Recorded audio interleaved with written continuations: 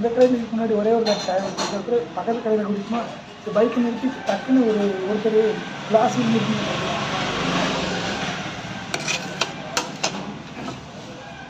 என்ன ஒரு ஆனந்தம் அந்த கரடி முஞ்சனுக்கு. முட்டை இருக்கணும் பாக்கியா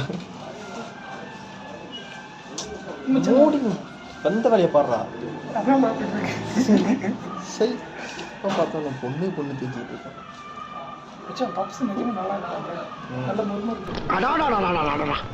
என்ன வடையா மசால் வடையா அருண் சுவை நாக்குல உட்கார்ந்து நடனம் ஆடுது.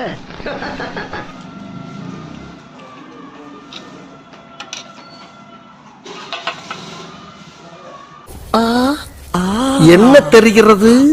அது ஒண்ணுமில்லடா.